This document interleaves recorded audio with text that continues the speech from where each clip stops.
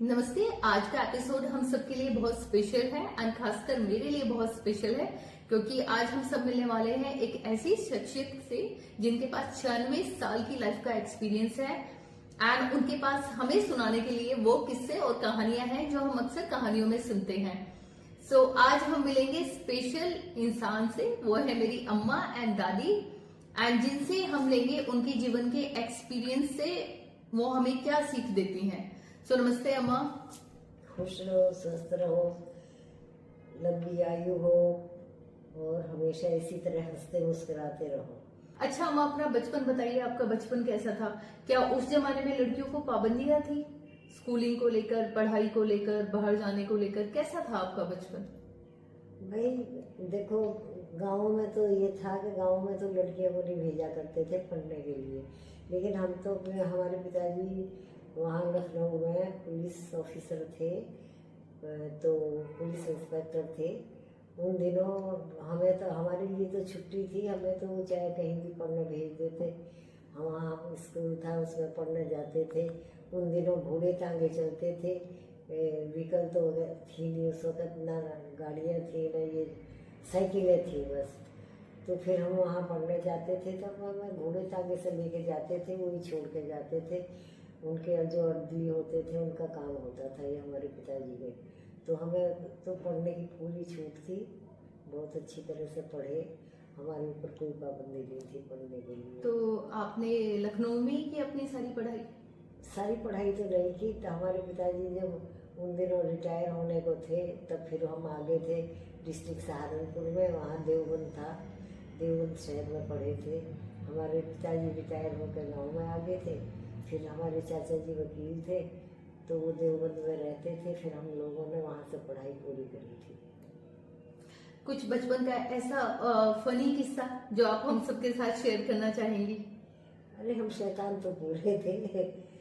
घर से पिताजी वगैरह से पैसे ले जाते कि हमें कुछ चीज़ खाने के लिए ज़रूरत पड़ेगी, दे दो, वो दे देते। दुकान पर जाते, इतने शैतान थे कि उससे जो भी कुछ लेना होता था वो ले लेते थे और पैसे उसे दे के नहीं आते थे। वो बेचारा ध्यान ही नहीं देता इस बात में, उसने गल्ला रख रखा था कि इस गल्ले में डाल दो, और हम पैसे वापस ले आते और ला के अपनी नाली में फेंक देते सड़क के किनारे, लेकिन उसकी दुकान पर न दे के आते। इतनी शैतानियाँ करते थे। फिर हाथ में डर, जब पैसे रहते तो डर लगे था कि पूछेंगे कि तुम लोग पैसे नहीं दे के आए, तो हम उसे डर की वजह से फिर नाली में फेंक आवे थे। ऐसे शैतान थे। अब याद आवे वो बातें, वे सोचे बताओ, हम उन्हें नाली में फेंके थे पर उसे नहीं दे थे। ये शैतानी थी और क्या था। आपने जैसे बताया कि अंग्रेजों के टाइम में आपके पिताजी सूबेदार थे।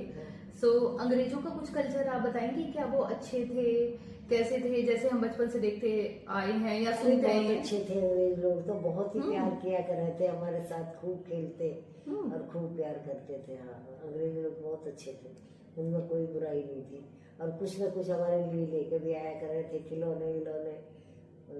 हम भी खूब खुश रहे थे उनके साथ। जैसे किताबों में हम पढ़ते आए कि देश को गुलाम बना के रखा, बड़ी क्रूरता करते थे। उन्होंने तो ये देखा था कि उन्होंने जब चाय का प्रचार शुरू करा था तो वो 1946 की बातें हैं, नहीं 44 की, 46 में तो शादी हो गई थी हमारी। तो फिर हमने ये देखा था कि वो लोग, उन्होंने चाय का प्रचार जब शुरू करा तो उन्होंने अपनी तरफ से चाय बना बना के एक रेडी पे कसूरे मिट्टी के, और वो चाय का ड्रम होता था, वो हर घर करके आगे खड़ा कर करके सबको फ्री में चाय पिलाया कर रहे थे। और लोगों बागों को आदत डालने के लिए कि ना चाय का टेस्ट पता चल जा, रही आदि हो जा, सुबह शाम दोनों टाइम वो चाय फ्री में पिलाया करते थे। हिसाब से जिंदगी का सबसे बड़ा सच क्या है? मेरा जिंदगी का क्या सच है, मुझे तो हमेशा देखो, कोई ज़्यादा मुझे कुछ मेहनत नहीं करनी पड़ी ना, तो कभी वहाँ से हमें ज़रूरत पड़ी कि भाई तुम ये करो वो करो। स्कूल चले गए, आके सारे बहन भाइयों में मैं ही थी एक, बाकी तो सारे लड़के थे मेरे भाई, और उनकी बहन सबसे बड़ी तो मैं ही थी, लेकिन मुझे तो धमक लेते सारे, पीट लेती सबसे। खुश रहूँ थी, लेकिन रहूँ थी उन्हीं के साथ। चाची जी माता जी वगैरह कहती रहती कि तेरे तू इनके पास जा क्यों रही है पिटने के लिए।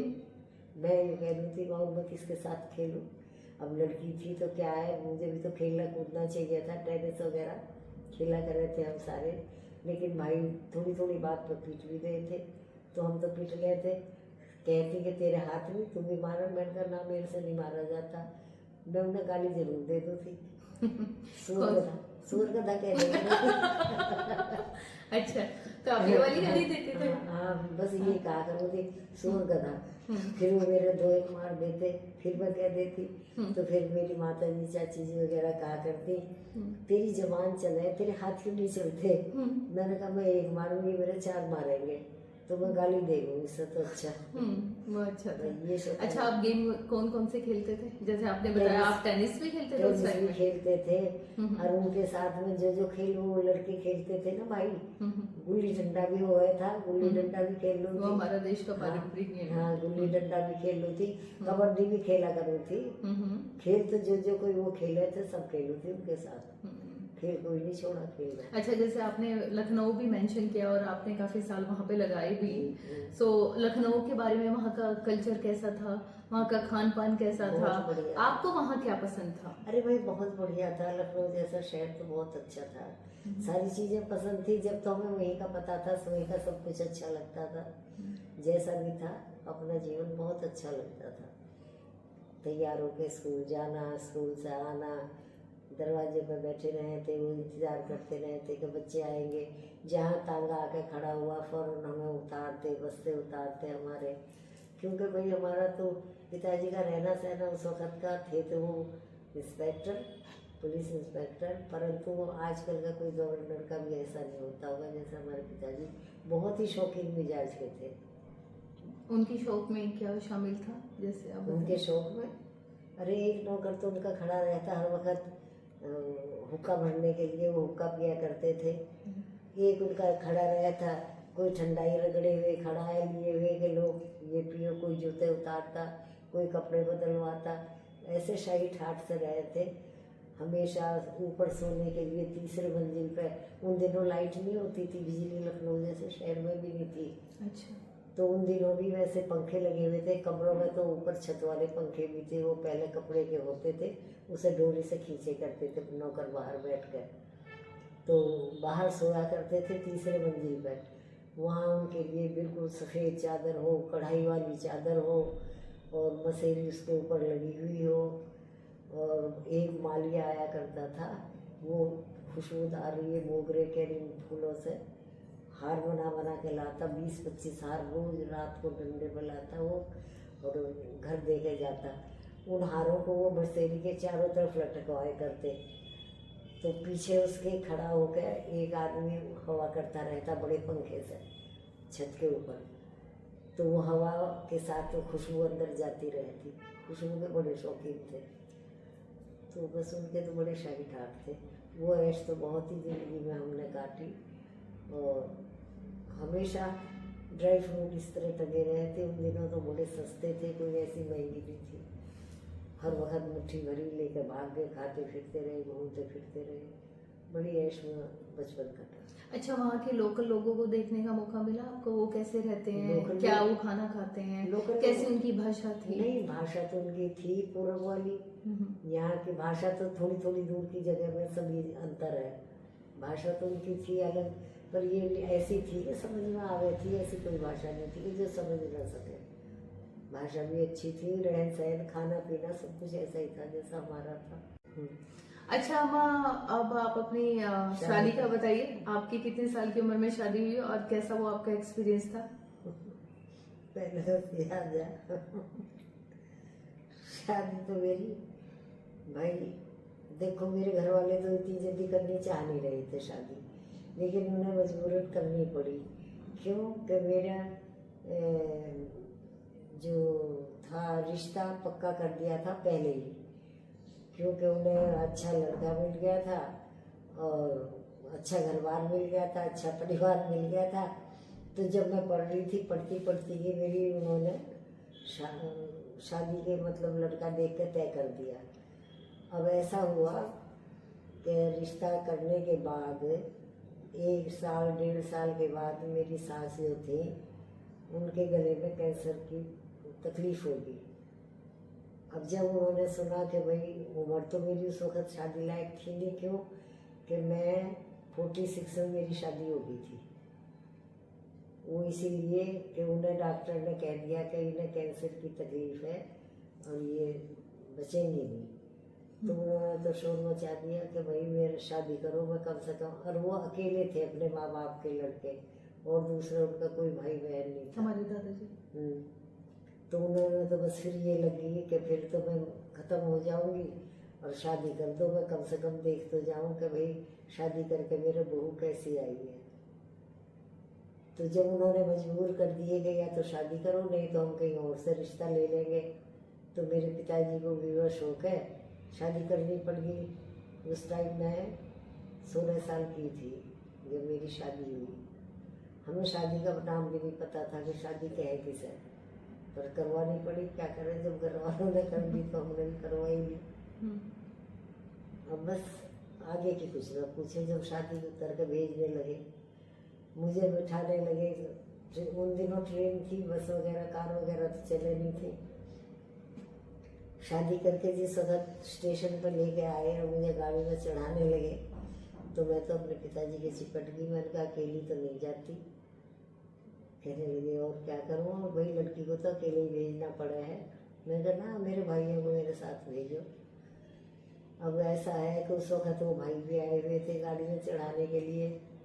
जब मैं छोड़ा ही नहीं पिताजी का पीछा, तो उन्होंने 2 भाई बिठा दिए मेरे साथ में कि भाई तुम चले जाओ इसके साथ, इसे छोड़ के फिर आ जाना। तो भाई हम 3 बहन भाई तो एक कंपार्टमेंट में बैठे, और बाकी पूरी बारात, और बारात का जो था दूल्हा वो सब बारात के साथ था। तो हम 3 बहन भाई बैठ के गाड़ी में बैठ के अपना, अब हमें यही नहीं पता हम कहाँ जा रहे। हमने चुन्नी कहीं रखी, साड़ी अपना पहले बैठे रहे और अपना आराम से तीनों बहन भाई। मेरे पास उस वक्त पिताजी ने 250 रुपये चांदी के एक पर्स में डाल के मेरे हाथ में पकड़ा दिए कि ये तेरी विदाई के हैं। अब हम तीनों बहन भाई जब बैठ गए, बारात अपना अलग बैठ गई, हम अलग बैठ गए। तो कहने लगे कुछ खाएंगे, कुछ खाने के लिए सहारनपुर के स्टेशन पर। वो कहने लगे कि पैसे दो। मैंने कहा भाई ये है ले लो। तो हमने वो सारे पैसे 3 जगह बांट लिए, तीनों बहन भाइयों ने। उन्होंने अपनी अपनी जेब में रख लिए, मैंने अपने पर्स में रख लिए। अब कहने लगे कुछ खाने के लिए लावे। मैंने कहा ले आओ, कि सब तो 1-1 रुपया। हमने फिर तीनों ने पैसे इकट्ठे करके कुछ सामान लाए और खाना शुरू कर दिया। हम खाते रहे। बारात वाले अपना आवे, चक्कर काटें, देख के चले जाएं और जाके फिर वहाँ कह दें कि भाई बहू तो देख लो कैसे बैठी है। उसका तो पता ही नहीं चल रहा कि कोई छोटी सी लड़की बैठी है, बहू बैठी, और तीनों बहन भाई बैठे कुछ खा पी रहे। भाई देख देख के जाते रहे, खूब हंसते रहे। अब हमारे ससुर भी सामने एक स्टॉल पर खड़े, यूँ देख रहे कि बहू किसी तरह सिर ढक ले या मुंह ढक ले तो मैं इनके पास तक जाऊं। बहू तो बैठी है मुँह सिर खोले हुए, और ये दोनों भाई बैठे तो ऐसे बैठे जैसे खबर नहीं कहाँ जा रहे। खड़े रहे, दूर खड़े रहे। अचानक मेरी नजर पड़ गई। मैंने कहा भाई ये कोई पंजाबी सा हमें घूर घूर के देख रहा बहुत देर से, ये कौन है। तो मेरा भाई बड़े वाला कहने लगा हाँ ये तो मौसा जी हैं तेरे ससुर। मैंने कहा बताया भी नहीं तुमने किसी ने। मैंने जब देख के झट से सिर पर पल्ला लिया, थोड़ा सा पर्दा सा करके मुंह फेर के बैठी। फिर वो दौड़ के बेचारे हमारे पास आए। वो आके कहने लगे बेटा कुछ थोड़ा बहुत खा पी लो, फिर तो तुम्हें केसरी तक कुछ नहीं मिलने का, पानी भी नहीं किसी स्टेशन पर मिलने का। अब वो भाई मेरे कहे बताऊंगा क्या कहें। अरे मैंने कहा मना कर दो, हम नहीं खाते। मना बतेरी करी पर माने नहीं। उन्होंने लाके 1-1 गिलास हमें शिकंजी का दे दिया। उन दिनों बड़े लंबे गिलास हो गए थे, 2-2 बारिश से लंबे गिलास हो गए थे, बड़े चौड़े चौड़े। हम तो उन्हें गिलासों को देख के डर गए तीनों जने। मैंने कहा हाय हम इन्हें कैसे पिए। अब सब वो कह तू पी ले, भाई मेरा कोई सा कह तू पी ले, मैं कहूँ तुम पी लो। हम तो पिए पिवाए पहले ही खाए पिए बैठे थे। जब फिर किसी की हिम्मत नहीं हुई ना पीने की, फिर हमने कहा ये रेलवे ये जो है ना वो नीचे का फर्श जहाँ बैठे थे उन दिन आजकल तो ये पत्थर से का हो, सीमेंट से का हो, पहले ये लकड़ी का हुआ करे था, उसमें बिजली सी हुआ करे थी। हमने कहा इसके नीचे गिर दो, पटरी पे गिरेगा, प्लेटफार्म पे तो गिरने का नहीं और किसी को दिखने का भी नहीं, और गिलास खत्म कर दो और गिलास खत्म करके न दे दो। ये हमने करके फिर अपना खाने पीने से पीछे छुटाया। बस फिर तो अपना ऐसे ही गए ट्रेन में बैठे हुए, हमें यही नहीं पता कि हम ससुराल जा रहे, ऐसे हमारी शादी हुई थी। अच्छा, आपके जमाने में प्यार कैसे होता था? प्यार दिखाने का, जताने का तरीका कैसा होता था? अरे जो आपका ना, और बाबा जी का भी, ये थोड़ा सा पर्सनल क्वेश्चन है, बट मेरी सुन बात, आप बताएंगे वो प्यार कैसा था आपके जमाने का? मैं तुझे ये बता रही कि हमें ये नहीं पता था कि हमारी शादी हुई किसके साथ है। हम कौन सा देखे थे, और पहले ये थोड़ा ही था कि मुंह सिर खोल के जा रहे हैं, वो उसे पहचान रहा, वो उसे पहचान रहा। हम तो लिपटे सिपटे होते और अपना लड़के अलग रहे थे। वो ट्रेन में आए बैठ गए, तब भी दूर बैठे रहे, हमें नहीं पता कौन है जिससे हमारी शादी हुई। घर आके भी आए, खाया पिया, हमें सबको अंदर कमरे में चलो, और वो लड़का जाके चलो भाई बिस्तर उठाओ, चलो वहाँ हमारे साथ बैठक में बैठे, बैठक में अपने साथ ले गए थे। हम तो वहाँ 20 दिन रहे। हमने तो उनकी एक दिन तो वो भी कभी दूर से मामूली शक्ल दिखी होगी, पर ये नहीं पता था कि ये मेरा दूल्हा ही है। मुझे क्या पता कौन है, दिखे तो थे कई बार, पर ये नहीं पता कौन है, हम नहीं जाने थे और न वो हमें जाने थे। उन्होंने मैंने देखी, मैंने वो नहीं देखे।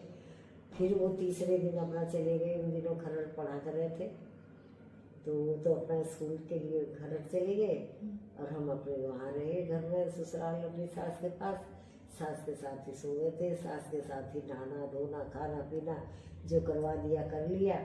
उन्होंने 20 दिन में वहाँ रखी, 20 दिन वो तेरे बाबा जी वहाँ रहे, अपना हॉस्टल में रहे थे खरड़।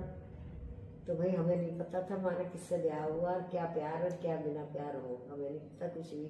मैं तो एक दिन वो गाना गाने लगे तो मैं अपने भाई के सिर होगी, मैंने कहा तेने जो गाना गाया था वो गाना मैंने गाता सुना था, एक लड़का गाता घूम रहा था। वो कहे कि एक लड़का गाता घूम रहा था, मैंने तो कोई गाना नहीं गाया। मैंने कहा एक गाना गाता फिर रहा था जिसे तू गाया करा था, उसके सिर होगी। वो कहे मैंने नहीं गाया कोई भी गाना। फिर हमें पता चला कि ये तो यही गवैया थे जो वो गाते फिर रहे थे, पर हम तो अपने भाई से कह रहे थे तेरा गाना था। जब मुझे ये भी नहीं पता था ये पिक्चर के गाने सभी जाने हैं। हम तो ये सोचे थे कि भाई जो गाने मेरे भाई जाने हैं वो मेरा भाई जाने है, और जो उन्हें गाते सुने करो थी वो भी मुझे ऐसा ही लगा था कि ये गाने यही जानते होंगे। उस वक्त ये देख ले कि ग्रामोफोन था, ग्रामोफोन में हम बजा रहे थे, सारे काम कर रहे थे, लेकिन बड़े डरते डरते कोई ऐसा गाना हम नहीं सुन सके थे कि जो वाहियात सा हो या कोई एक प्रेम प्रसंग का हो या कैसा ही हो। मीरा के भजन सुन रहे थे और सुन रहे थे। अगर मान लो रेडियो पे कोई गाना आ जाता और हमारे पिताजी या चाचा जी आ जाते ना, तो हम तो फौरन बंद कर देते कि हाँ यूँ कहेंगे ये फिल्मी गाने सुन रही है। हमें तो फिल्मी गाने सुनना भी बड़ी शर्म की बात लगी थी।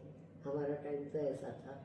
ये थोड़ी है कि फेरे हो रहे हैं तो दोनों जने बैठे बाँह पकड़े बात कर रहे हैं, और वहाँ रिसेप्शन पर बैठे हैं तो दोनों जने हंस रहे बात कर रहे।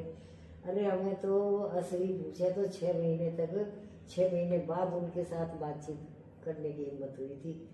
अकेले वो कमरे में होते तो मैं नहीं पैर रखूँ थी, मैं होती तो वो नहीं पैर रखे थे, भाग लेते फट जरा पकड़ लेगा कोई। अच्छा, जब आप दोनों की हो गई बातचीत, कंफर्म हो गया कि अब आप पति हाँ। पत्नी हो, तब आप में प्यार कैसे हुआ?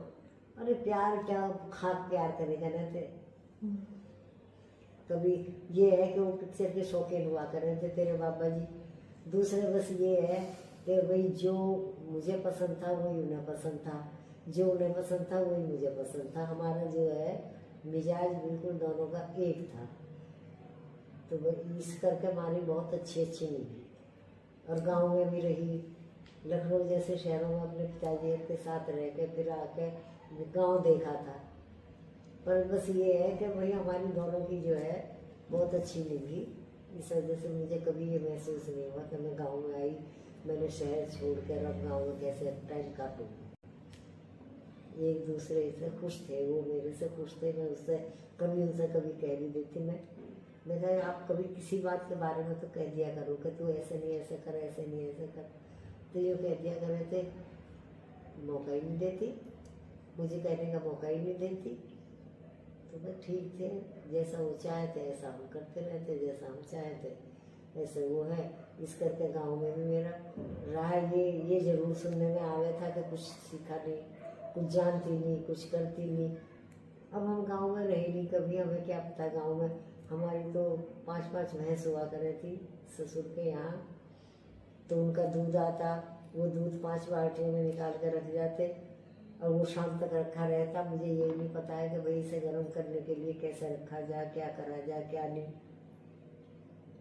उन्होंने 1-2 बार देखा, आए शाम के टाइम, फिर अब सुबह का दूध निकाल कर रख के वो सारा ऐसे रखा है ढका हुआ। सास हमारी 2 साल बाद मर गई, तो हमें कोई सिखाने बताने वाला भी नहीं था, तो हमें तो पता ही नहीं चला था। हमने तो ये कि दूध रख गए तो रखा रहे बाल्टियों में। शाम को फिर आते मांगने के, लाओ भाई दूध के लिए बाल्टियाँ दो। बाल्टियों में तो दूध का दूध रखा है, बाल्टी कहाँ से दूँ। फिर मेरे ससुर में से उन्हें देखा करते, फिर वो कहते कि बेटा ये दूध तो गर्म रखना था। फिर वो जान गए कि इन्होंने कभी ये काम देखे नहीं, तो इसे पता क्या। उन्होंने धीरे धीरे मुझे सब कुछ सिखाया था। फिर वो ये बताते कि बेटा इसमें हारे में ये गोहे गेरो और इसमें ये इतनी बड़ी हांडी रखो, फिर इसमें दूध डालो। तो उन्होंने सब कुछ सिखाया, पर जो काम हमारे से नहीं आ रहा था, और वो हमारी सास तो मर गई थी, ससुर ही रह गए थे बेचारे। वही कभी कह दिया करे थे बहू से ये नहीं आता, वो नहीं आता। जो हमने ये सुन लिया ना कि वो कह रहे कि बहू से ये काम आता नहीं, वो हमने साहस करके सीख सीख के पूछ के अपने ससुर को सारे काम करके दिखाए।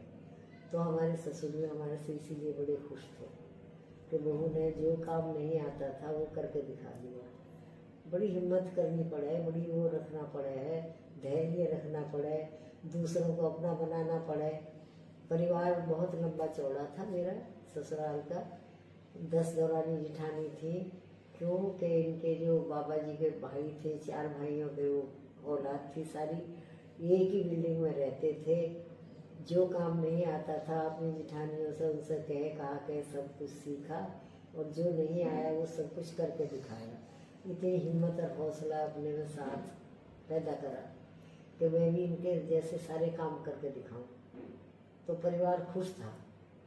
जैसे आप शहर से आए और आपने गांव में शादी की, तो आपको, आप बता रहे हो आपने काम सीखा भी, दिखते भी आई, बट आपको कैसा रहा वहाँ पे, मतलब आपका अनुभव?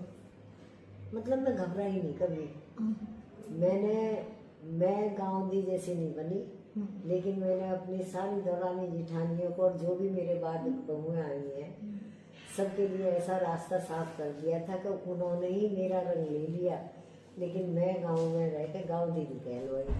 जो भी कोई बाहर से आया करे थी वो दूर से आकर पूछा करे थी कि ये बहू कहाँ की है, क्या है, तो ये बहू हमारी यहीं की, कि लगती तो नहीं है, कि लगो बेशक ना, पर ये है यहीं की हमारी बहू। अपना रहन सहन मैंने बाहरी जैसा रखा, जैसा हमारे अपने घर का कल्चर देखा था, जैसे हमें संस्कार मिले थे, तो हमने गांव का वो नहीं दिखाया कतई भी कि हम किसी गांव के हैं।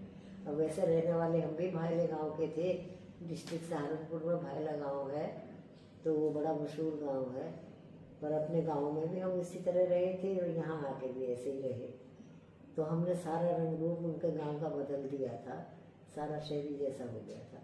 और पढ़े लिखे थे हमारे ससुराल वाले भी, जितने थे मेरे जेठ वगैरह थे, कोई रजिस्ट्रार थे, कोई तहसीलदार थे, कोई उसमें वहाँ थे, अच्छी पोस्ट पर थे सारे।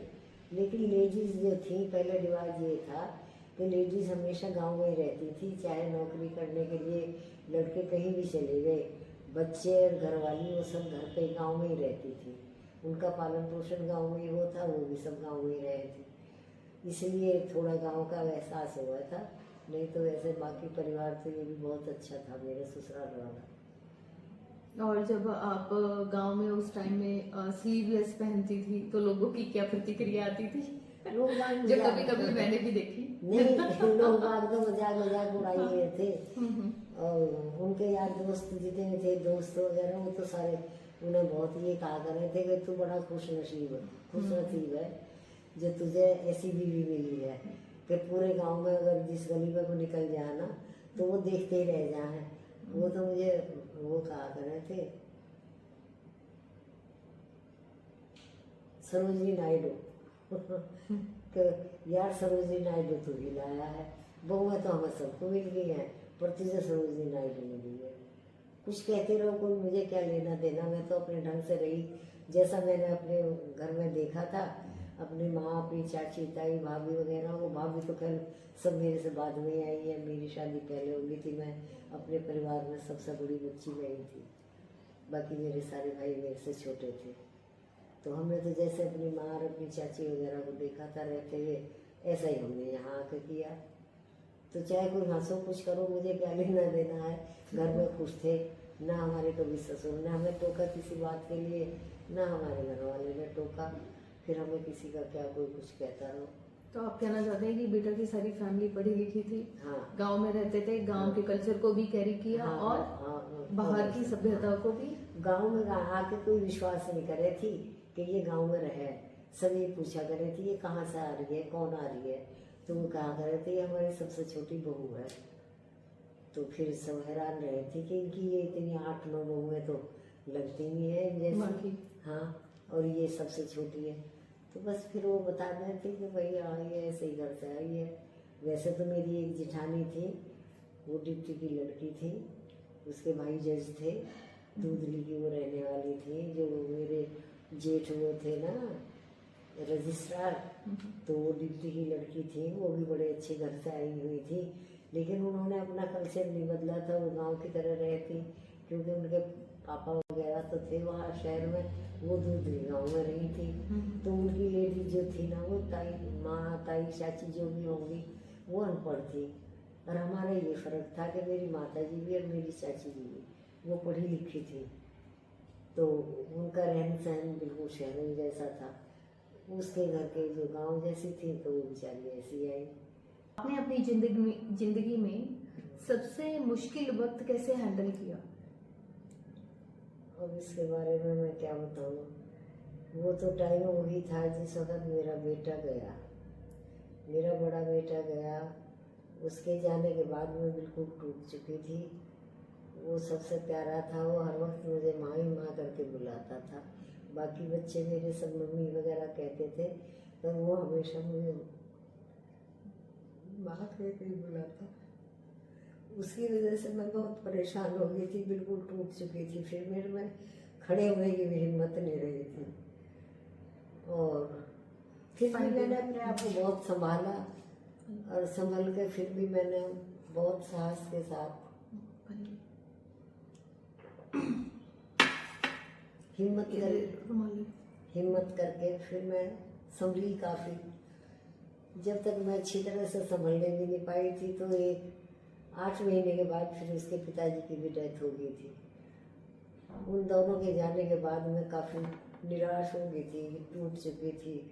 फिर मेरे में हिम्मत नहीं रही थी कुछ भी करने की। और लेकिन दुख सहा मैंने, बड़े हौसला करा, हिम्मत करा, और छोटे बच्चे देखे।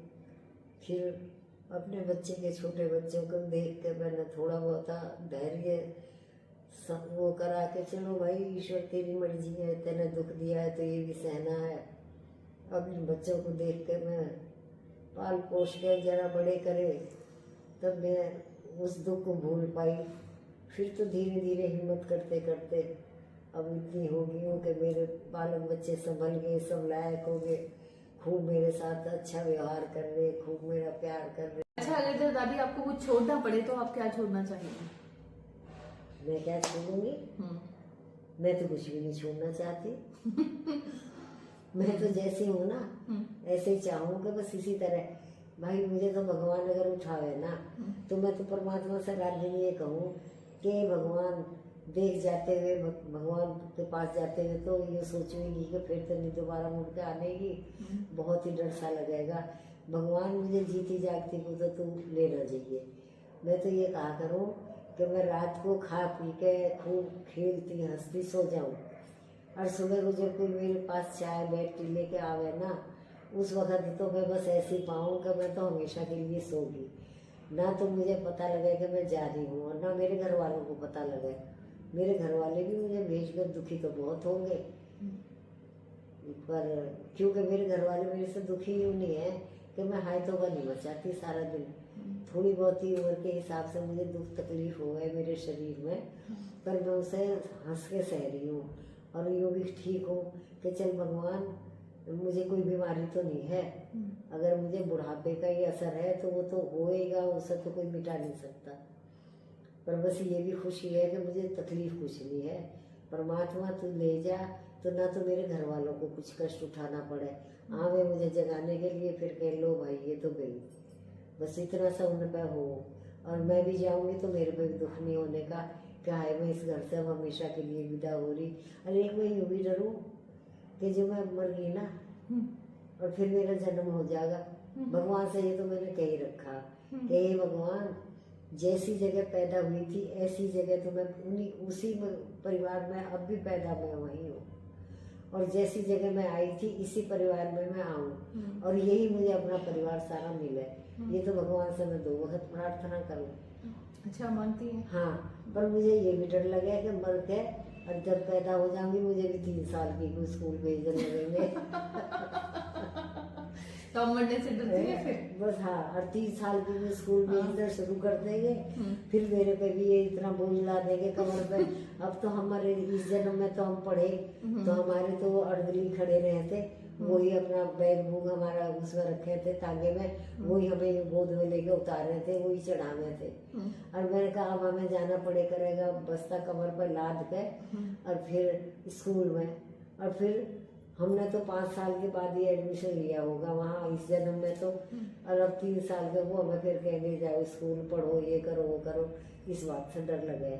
हमारी पढ़ाई तो ऐसी थी 4-5 किताब हो गई थी कुल 8वीं क्लास तक, बस 4-5 ही हल्की फुल्की सी किताब ली और अपना लेके चले गए। अब तो मार के 5 किलो वजन तो उसमें एजी पेजी क्या क्या है ये इसमें लग रहे। तो भैया मुझे यूँ तो डर लगे कि इतनी जल्दी मर के और फिर पैदा होंगी तो फिर यही बोझ ढोना पड़ेगा, पढ़ाई करनी पड़ेगी।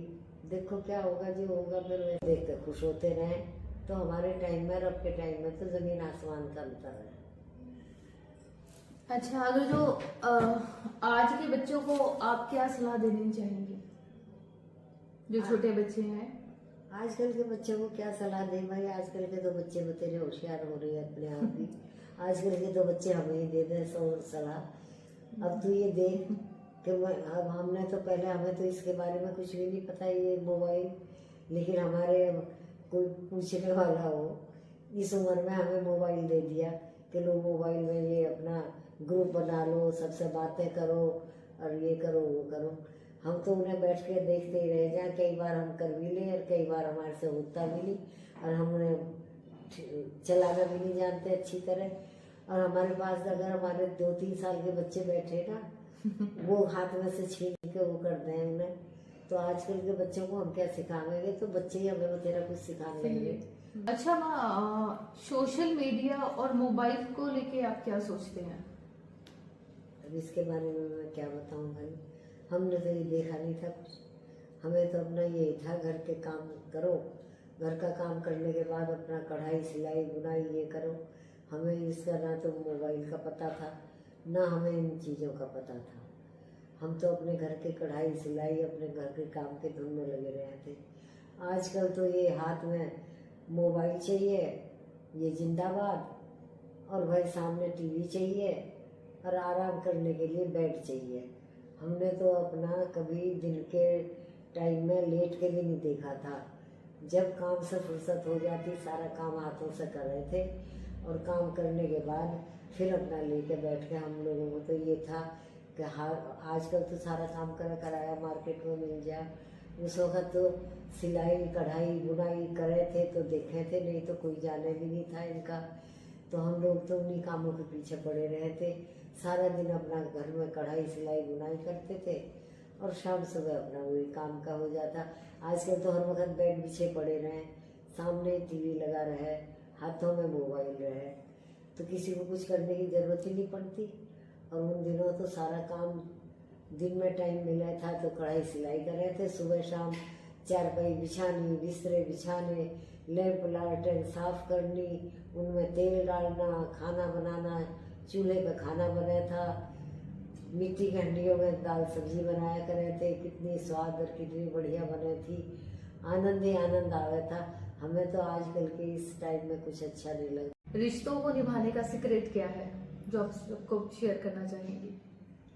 बेटा रिश्ते तो देखो प्यार के हुए हैं, रिश्ते तो बनाने बड़े आसान है लेकिन निभाने बड़े मुश्किल है। रिश्तों में कभी किसी की किसी बात के ऊपर, बुरी बात के ऊपर ध्यान न दो।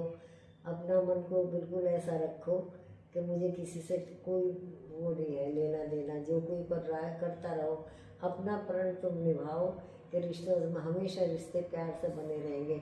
हमारे तो 100-100 साल के पुराने रिश्ते अब तक तुम देख रही हो कि तुम्हारे बाबा जी की ससुराल, तुम्हारे बाबा जी के मामा के यहाँ हमारा अब तक आना जाना, ब्याह शादियों में बुलाना चलाना, वो किस लिए निभ रहा है? इसीलिए कि हमने कभी किसी की बुरी बात पर ध्यान नहीं दिया और ना ही किसी ने हमारे साथ ऐसा बुरा किया भी है तो भी हमने अवॉइड कर दिया। करते रहो, हम तो सबसे प्यार से मिलते रहे और आज तक ये तो रिश्तेदारी है, रिश्तेदारी तो निभाई रहे। अनजान भी कभी मिले हैं तो वो भी अपने बन जाए, सिर्फ अपने व्यवहार से, अपना व्यवहार सही रखो। अच्छा माँ, कभी आपको जिंदगी में किसी बात का अफसोस हुआ? ये ऐसे तो पता नहीं कितनी घटना घटे हैं कि किसी न किसी बात का, अगर मान लो मुझे अपने पे काबू है कि मैं अपने को ये कहूँ कि किसी से कोई बुरा ना बोलो, प्यार से बोलो, दूसरा कोई बोल सके, उसका दुख भी हो गए लेकिन उसे तो फिर अवॉइड ही करना पड़ा है। दुख हो गए तो क्या बना है, अपने आप को संभालना है। फिर सोचे कि भाई जिसकी जितनी अकल हो, जो जैसा करेगा उसे अपना वैसा ही फल मिलेगा। अपना कर्म इन्होंने कर लिया, अपना कर्म हमने कर लिया। अपने मन को समझा लो तो ठीक ही ठीक है, और अगर मान लो हम बुरा मान जाए तो फिर हम भी उसे उल्ट के ऐसे ही करें तो फिर हमारे में दूसरे में क्या फर्क हुआ। पूरी दुनिया को एक सलाह देनी पड़े तो आप क्या सलाह देनी चाहेंगे? भाई सलाह क्या दे सके हम किसी को? देखो किसी पे कोई अधिकार तो किसी का होता नहीं, अपना अपना मन आप अपने का पर फिर भी हाँ 96 साल के एक्सपीरियंस से बस हम तो यही है कि भाई सबसे प्यार करो, सबसे बड़ी चीज प्यार है। और जैसा तुम किसी से व्यवहार करोगे तुम्हें वैसा ही उसका वो मिलेगा। अगर हम प्यार से रहेंगे तो हमें भी दुनिया प्यार से ही वो करेगी। जब हम किसी पर रोब दाब और वो दिखावेंगे तो उसका फिर हमें भी वो रिजल्ट वही मिलेगा। तो हम तो ये कहें कि प्यार करो और सबको प्यार दो और प्यार लो, सबके साथ में अच्छा व्यवहार रखो। अपने व्यवहार के जरूरी है कि हम जैसा किसी से व्यवहार करेंगे वो हमारे साथ फिर वैसा करेगा। तो हमने तो बस यही लिया है कि सबसे प्यार। अब तक हम जिस अनजान से भी 1 सेकंड में मित्र बन गए, दोस्त बन गए। वो यही एक जबान अपनी मीठी होनी चाहिए, किसी को कटु वचन न बोलो, सबसे अच्छा व्यवहार करो तो सब तुम्हारे अपने लगेंगे, तुम्हें कोई पराया नहीं लगेगा। मैं कहीं चली जाऊँ, मुझे किसी का घर कभी ऐसा नहीं लगा कि मैं किसी और के घर आई हुई हूँ। क्यों? कि अपना मन ये है कि ये मेरा है, अपना मेल होनी चाहिए, अपनी खुशी होनी चाहिए। जब हम तुम्हें देख के खुश हैं तो तुम जरूरी है कि खुश रहोगे। तो अपना व्यवहार अच्छा रखो तो किसी को बुरे नहीं लगोगे और सब व्यवहार अच्छा ही करेंगे। और हमारे से वो ये सीख ही लेंगे कि देखो उनसे बात करी कितना अच्छा लगा, तो वो भी अपने आप को बदलने की कोशिश करेंगे। और अम्मा, अगर जो कोई प्यार के बाद भी आपके साथ गलत कर गया, वो कर रहा है वो अपने लिए, जो बिगाड़ रहा अपना बिगाड़ रहा है। तुम उसे एक बार उससे प्यार से बोलोगी और वो गलत करेगा तो तुम दूर हो जाओगी कि इसे कहने से कोई फायदा ही नहीं है, जब इसमें कोई असर ही नहीं होता। तुम ठीक रहो, दूसरे को तुम नहीं कर सकते ठीक, अपने आप को कर सको, दूसरे पे अपना कोई अधिकार नहीं होता। जो जैसा करेगा उसका वैसा ही फल उसे 100 गुना मिलेगा। बस अपने आप ठीक रहो, हम दूसरे को नहीं बदल सकते, अपने आप को बदल सकते। बहुत बहुत शुक्रिया अम्मा, आपने अपना इतना अच्छा टाइम हमें दिया और हमें बहुत अच्छा लगा आपसे आपकी चीजों को जान के। और फिर दोबारा रिकनेक्ट करेंगे और आई होप आप सबको भी बहुत अच्छा लगा होगा मुझसे और अम्मा से मिलके। और अगर जो आपको हमारी अम्मा की बातें पसंद आई और हमारी अम्मा की आपको अनुभव से कुछ भी सीखने को मिला हो, या आप कैसे भी आपको कुछ बात दिल को अच्छी लगी हो, तो आप इस वीडियो को जरूर शेयर एंड लाइक करें। Thank you so much.